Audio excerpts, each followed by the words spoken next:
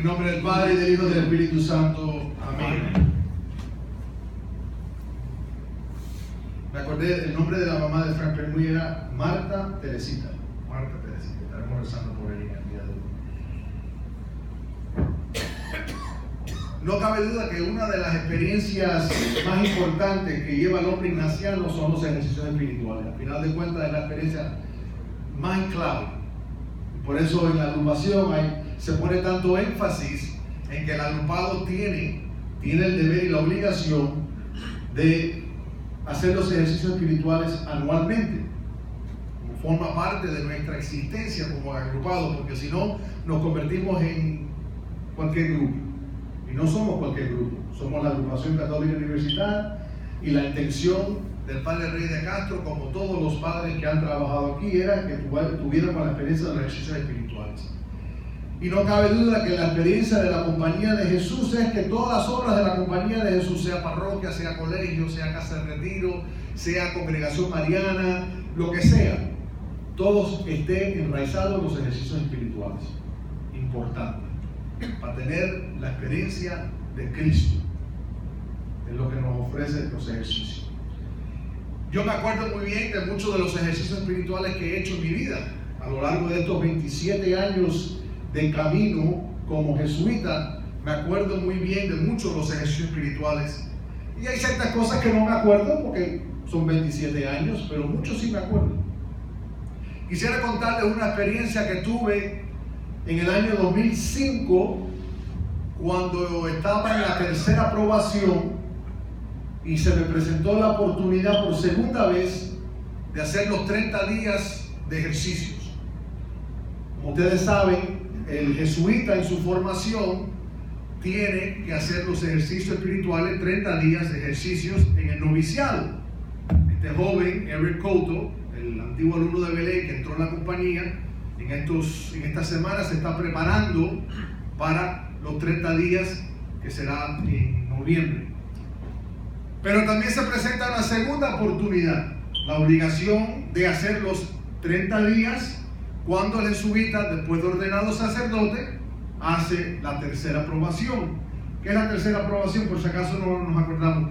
Ignacio, la intención era que después de unos años, después de ser ordenado sacerdote, viene una etapa que es como un volver al noviciado.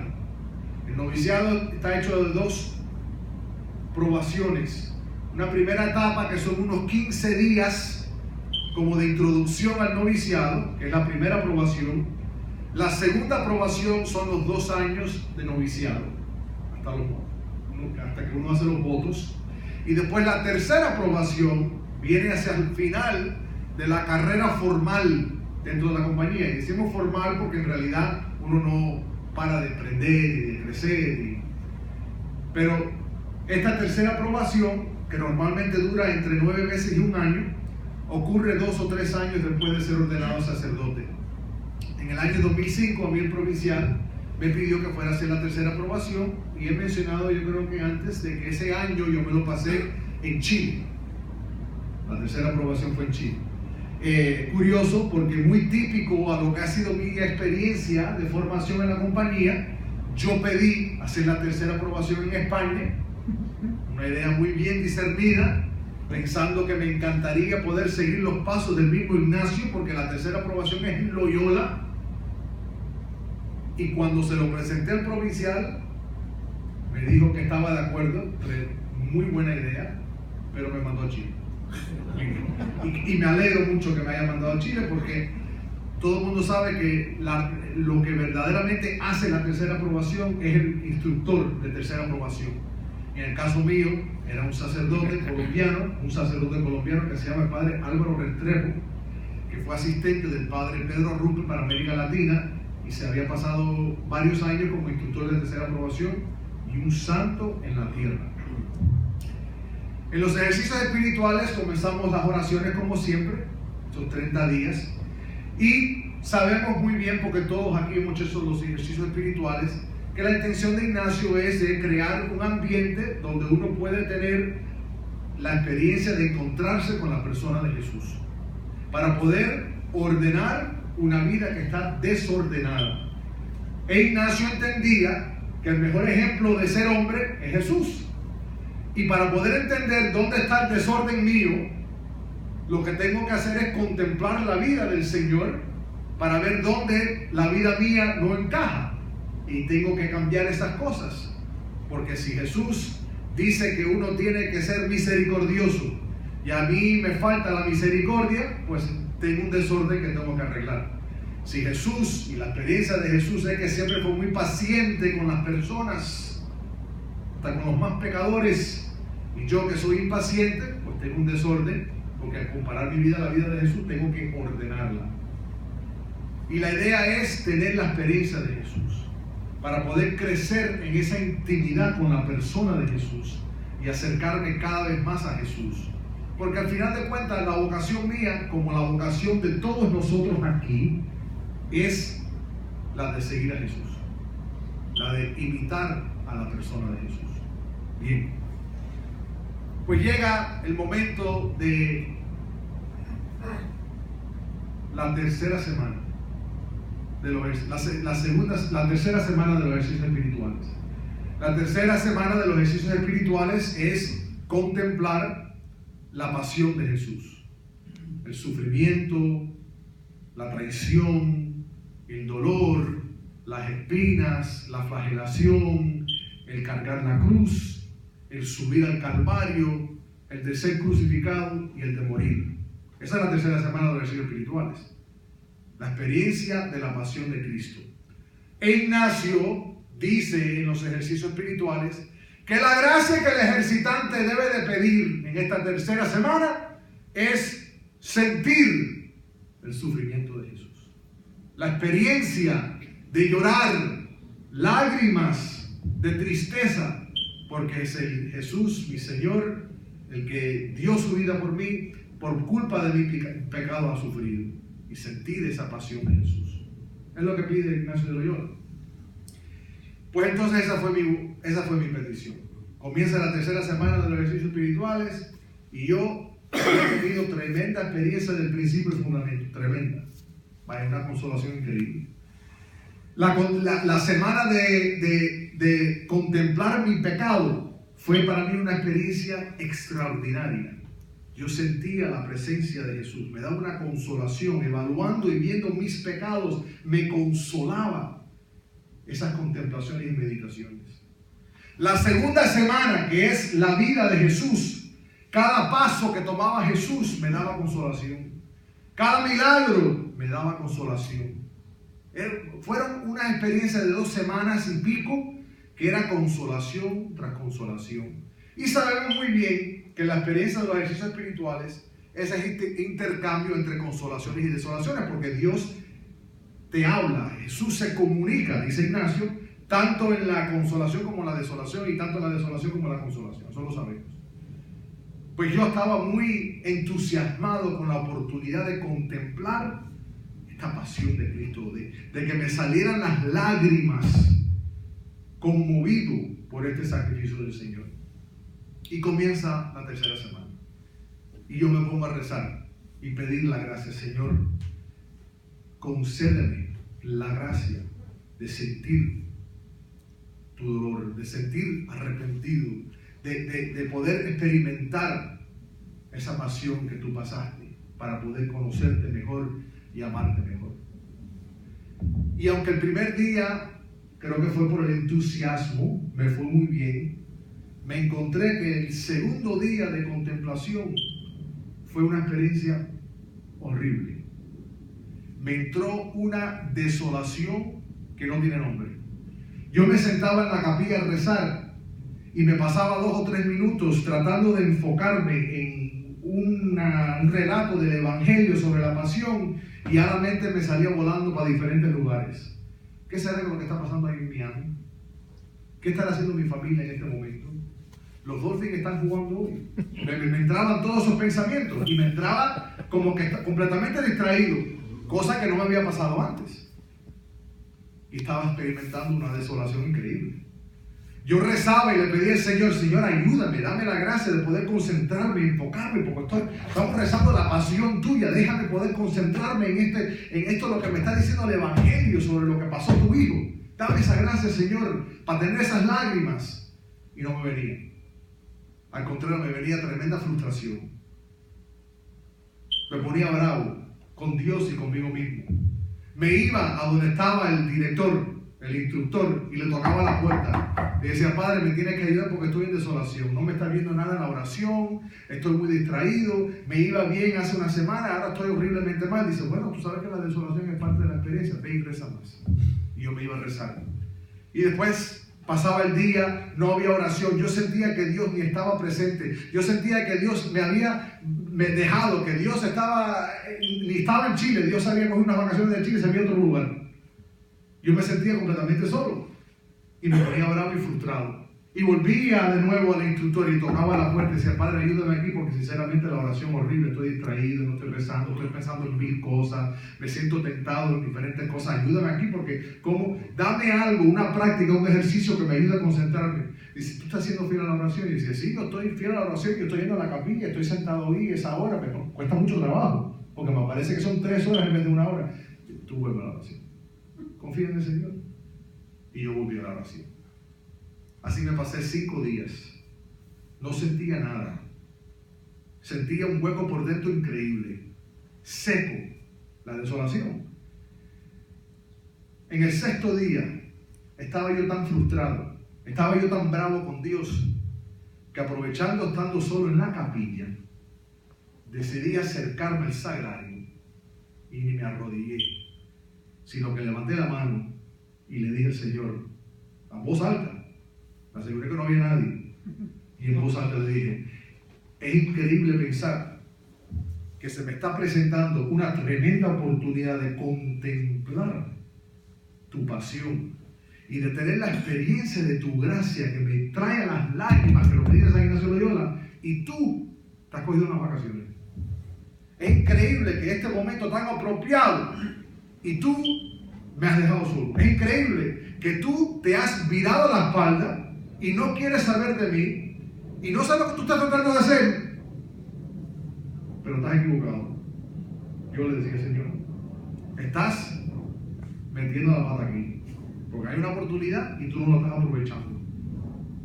Y le dije al Señor, fue la última frase, Señor, me siento como que me has abandonado. Y en ese momento me di cuenta. Me di cuenta que lo que yo esperaba de la experiencia de la pasión de Jesús, de lo que yo esperaba de sentir, quién sabe, un dolor en las espaldas porque Cristo fue flagelado, de un dolor en la cabeza por las espinas, de un dolor de, qué sé yo, por el piñazo que le metieron a Jesús. Yo me di cuenta en ese momento que de lo que yo me quejaba, de lo que yo gritaba, de lo que yo me había puesto bravo, era en realidad de que yo había hecho una petición. Señor, ayúdame a experimentar tu pasión. Y el Señor me había abierto las puertas a una experiencia de sentir lo que posiblemente era lo peor que sintió Jesús en todo ese momento de su pasión. El sentirse abandonado por el Padre. Jesús tuvo la experiencia de un dolor y una pasión física increíble, no cabe duda. Jesús muere físicamente en esa cruz. Y Jesús tiene la experiencia de sentirse emocionalmente, tiene que haber sentido horrible, de que fue traicionado por sus amigos. Pero lo que tenía que haber sido el dolor más profundo de Jesús es ese momento en la cruz que se sintió completamente abandonado por el Padre. Una pasión, un sufrimiento, una tortura, no tanto física, no tanto emocional, sino una tortura espiritual. La única persona de la cual Jesús estaba convencido que nunca lo iba a abandonar era el Padre. Y Jesús se sintió abandonado. Y por primera vez en toda mi vida tuve la experiencia de sentir profundamente la gracia de lo que tenía que haber sentido Jesús en ese momento de la cruz. Señor mío, ¿por qué me has abandonado? Esa fue una experiencia y una de las experiencias más profundas de Jesús que yo he tenido en mi vida. Una de las más profundas, porque lo sentí en la carne. Les hago ese cuento porque, pensando y rezando un poco la vida de San Francisco de Asís, esa era la vida de este hombre. Este era un hombre que se pasó su vida entera con el deseo de imitar a Jesús, de conocer a Jesús tan profundamente y tener la experiencia de Jesús tan profundamente, de que él quería sufrir lo que sufría Jesús, sentir lo que sentía Jesús, vivir como vivía Jesús. Hay que darle a San Francisco de Asís lo que se merece. Nosotros los jesuitas vivimos nuestro voto de pobreza. Tenemos un voto de pobreza. Y es un voto de pobreza que Ignacio entendía para la misión, una pobreza práctica. Tanto que en las constituciones de la Compañía de Jesús dice Ignacio de Loyola, el jesuita debe de vivir su vida parecida a la vida que vive de la gente con la cual él trabaja. Que si tú tienes unos jesuitas que viven en Haití y viven en un barrio de mucha pobreza, pues que vivan como la gente de ese barrio de pobreza.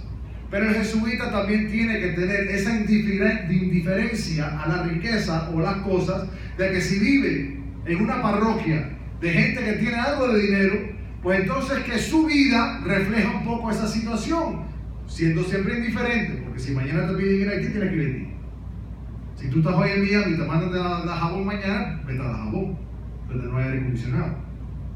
Hay que mantener siempre esa indiferencia, pero es una pobreza práctica por la misión. Así no era con Francisco de Asís.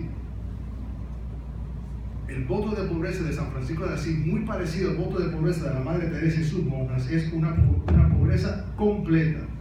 Aunque estés viviendo tú en Nueva York o si estás viviendo en Haití, se vive simple, pobreza, dependiendo completamente sobre la caridad de los demás. Ese abandono de San Francisco de Asís, esa manera de entregarse tan completa de San Francisco de Asís, era por el amor y la pasión que tenía por Jesús. Su deseo de imitarlo en todo, en su manera de obedecer al Padre, en su manera de ser pobre, porque no tenía lugar para donde descansar su cabeza, decía Jesús, en su manera de vivir la castidad perfectamente. Ese era el deseo que llevaba San Francisco de Asís, de sentir la desolación de Jesús, de sentir el dolor de ser abandonado. Él le abría las puertas a ese sufrimiento. Y lo veía San Francisco de Asís de tal manera que hasta le daba nombre al sufrimiento. Mi hermana la muerte, mi hermana el sufrimiento, porque lo veía como una persona que lo iba a ayudar a él a acercarse cada vez más a Jesús. Tanto fue ese deseo de San Francisco de Asís que el Señor le dio un regalo que se ha dado muy poco en la historia, que son las estimadas. San Francisco de Asís tuvo las llagas de Jesús, las cargaba en sí, porque tanto era el deseo de imitar a Jesús que se le concedió ese regalo, esa bendición, esa gracia se le concedió a San Francisco de Asís. Es la razón por la cual que es el santo más popular que hay en la iglesia. Yo quisiera decir que el más popular es San Ignacio de Loyola, no es más popular que nosotros, pero el santo más popular de la iglesia, porque hasta devoción tienen personas que ni son católicas, es San Francisco de Asís, porque ven en ese hombre y en su vida una sinceridad evangélica impresionante, igual creo que a ningún otro. Era otro Jesús en la tierra. Como decía San Francisco de Asís, prediquen el Evangelio y cuando necesario usen las palabras. Pero verdaderamente la manera de predicar el Evangelio es vivir el Evangelio, ser como Jesús. Nosotros le debemos mucho a San Francisco de Asís, porque cualquiera que sabe la vida de San Ignacio de Loyola, ha leído la autobiografía o ha leído alguna historia de la vida de San Ignacio de Loyola, sabe muy bien que una de las cosas que ayuda a Ignacio de Loyola a convertirse es leer la vida de San Francisco. Cuando se está recuperando de el cañonazo que le metieron, de su herida. Le dan 2 libros para leer, uno sobre la vida de Jesús y otro sobre la vida de los santos. Y los 2 santos que más le impresionaban eran Santo Domingo y San Francisco de Asís. E Ignacio se preguntaba, si Francisco de Asís podía hacer eso, ¿por qué no lo conocí yo? Y ese desafío es lo que ayudó a convertir a Ignacio y seguir los pasos de Jesús. Un carisma diferente, no cabe duda, fundando una compañía, una congregación religiosa diferente a los franciscanos, pero con el deseo también de imitar a Jesús. Por eso los ejercicios espirituales. ¿Sabe que entre nosotros los jesuitas hay mucho relajo entre los franciscanos y los jesuitas sobre cuál es la mejor congregación, cuáles son, porque siempre están en la... hay más franciscanos, hay más jesuitas, cuál es la congregación más grande, cuál es la que ha hecho más cosas, y siempre está esa pequeña, no sé si se sabe ese cuento, pero porque hay un chiste que dice así, porque el franciscano siempre, tú sabes, la naturaleza y la unión con la naturaleza y todas esas cosas, y hay un cuento que dice que habían 3 sacerdotes, un dominico, un franciscano y un jesuita, que todos los domingos por la mañana, antes de celebrar la misa, iban a jugar golf en el Biltmore. Y se reunían así, compartían. Y un día van los 3 sacerdotes a jugar golf y se encuentran que el grupo que está jugando enfrente de ellos es un grupo de 4 hombres jugando horriblemente mal. Un poco como Pablo Carreño, me imagino. No le daban a la bola, trataban de darle y vaya, se le iba un palo, no encontraban la bola, caminaban así alrededor del campo, horrible. Y lo que normalmente un hoyo que se juega en 10 minutos estaba demorando casi media hora. Y ya los 3 curas no podían más, estaban desesperados porque tenían misa por la tarde y tenían que apurarse. Y salen y van a donde está en la oficina del campo de golf y se van a quejarse al director del campo. Y dice, nosotros hace 20 años que estamos nosotros jugando golf todos los domingos por la mañana aquí. Tenemos misa por la tarde y tenemos un grupo ahí salvaje que no sabe jugar y están ahí perdiendo el tiempo. Tienes que hacer algo. Y el dueño del campo le dice, con mucha vergüenza, le dicen, padres, es que una vez al mes nosotros abrimos el campo para obras de caridad. Y ese grupo que está jugando es un grupo de hombres ciegos que habían expresado que el deseo de ellos era un día poder ir a un campo a jugar golf, porque nunca lo han podido hacer porque son ciegos. Imagínate. El dominico comienza una homilía sobre lo importante de ejercer la caridad. El franciscano comienza una oración dándole gracias a la hermana Caridad por haber tocado el corazón de este dueño. Y el jesuita lo mira y dice, ¿y por qué no juegan de noche? No, eso es un poco más práctico, ¿verdad?